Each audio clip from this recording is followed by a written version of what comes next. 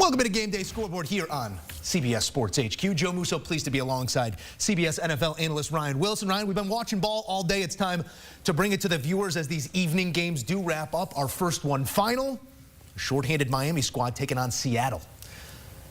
Hey, look at a couple decisive moments in this one. Time winding down to the first quarter. Geno hauling off 71 yards later. That's an easy drive. One play, one tud. DK Metcalf padding the stats with that long strike that was a sign of things to come. And for Skylar Thompson on in relief of Tua Tagovailoa, it was a tough day. A couple plays prior to this, Thompson took a lick on the ribs, and I think contact with the ground there spelled the end of the day for Thompson, who had to leave this one early.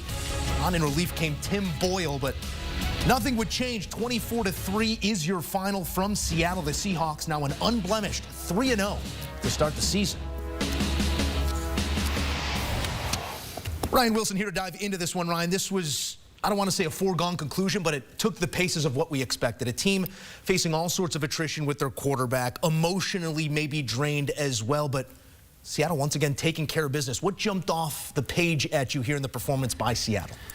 Well, I think when you have Geno Smith playing at the level he's playing at, you have to feel really good. He had that silly interception early in the game and came back. They weren't able to get any points out of it, and Seattle came right back and marched down the field. He wore out DK Metcalf all day long. We certainly knew that Ken Walker wasn't going to play, so they leaned on Zach Charbonnet, who averaged more than 5 yards per carry, and the defense was able to get after it. But as you note, Joe, they were banged up injury-wise on the other side of the ball, and you talk about no Tua. They traveled across the country. A lot of times we give Seattle we complain about them having to travel from west to east and how that burdens them. No such issue. Seattle at home, 3-0. They're the best team in that division, which is sort of funny when we talked about the Rams and the 49ers coming into the season. And they are finding ways to win that aren't necessarily pretty. And I think a lot of credit not only goes to Geno, as we talked about, first-year head coach Mike Macdonald, because we've seen head coaches in year one struggle.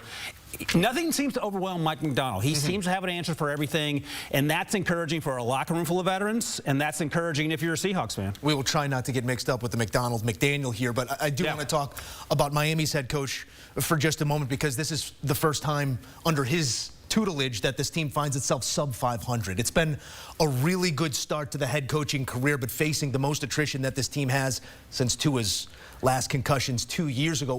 What is the road forward? Because this is going to be an extended time with Tua on the IR, and the future beyond that unknown as well. Is it get Tyler Huntley up to speed? Is it count on Skylar Thompson? Is it change the offensive approach? Where do you go from here if you're Miami? And we'll see where Skylar Thompson is, because he took a lot of hits in this game. And I think it doesn't really matter who the quarterback's going to be. You have to get Tua healthy, see where he is going forward, and just try to figure things out between now and then. I don't want to say the season's lost, Joe, but there are a lot of questions that need to be answered, and you don't have the personnel right now on the field to answer those questions. Taking a look at some numbers coming out of this one, as this is another deep ball to the likes of DK. Most 50-yard touchdown receptions since 2019.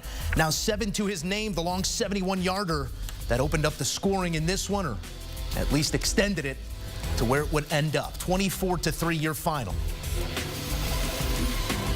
For more, we take you out to the site where Trent Green joins us following the call on this one. Trent, this was a tough watch for the Miami fans, and I do want to start on that side of the ledger. It seemed like the most animated we'd seen Mike McDaniel throughout his tenure. Some players expressing frustration on the sideline, understandably so. How does a team this talented keep their edge through this attrition?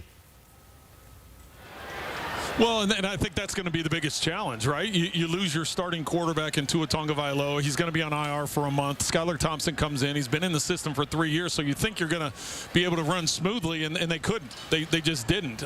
He was under pressure, sacked a bunch, I think 5 times before he left the game. He was hit another 6 or 7 times before he left the game, and really the pressure that Mike Macdonald's defense was able to put him under all day never got them into any kind of rhythm.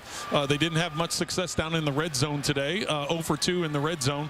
No touchdowns, only 1 field goal. So when you get the ball down in there and not able to come away with touchdowns, and then I think the crowd noise. I know they acted, when we talked to them yesterday, they acted like the crowd noise, they had prepared for it all week. The crowd noise caused problems, whether it was at the line of scrimmage with the number of penalties or just the fact communicating the play into Skylar Thompson and getting the play called. It caused problems all day. You got to give credit to this crowd. And as Ryan Wilson put it moments ago, the toughest trip you're going to take in the NFL, South Florida to the Pacific Northwest, the travel that this team had to endure on top of all that was in front of them as well. It's going to be a team whose identity is now tested, but you allude to some of the things that Seattle's doing early in this season, especially defensively. Looks like an identity being forged here through 3 games. Just how impressed are you about the way things have taken so quickly form under a new head coach? Well, I think the thing that's impressive to me, and not necessarily today because they were in control of this game from the whole time, the entire day, was the previous 2 games, right? You have Walker, you're focused on the running game, not a lot of passing game. Your defense plays well. You find a way to win at the end of the game. You come from behind and get the late win.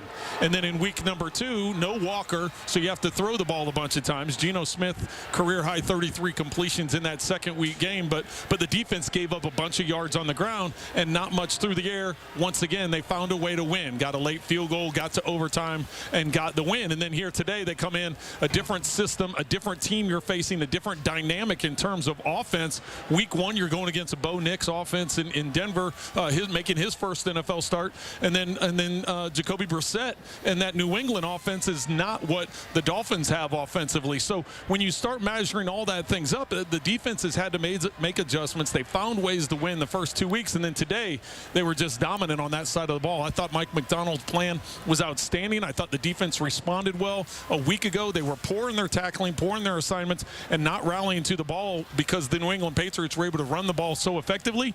Today, we saw all those corrections. They were rallying to the ball. They were getting a lot of bodies around the ball, and they weren't missing tackles. 3 different tests through 3 weeks, to your point, and that's 3 tests for the fridge. Trent Green, we appreciate you stopping by, as always, here on HQ.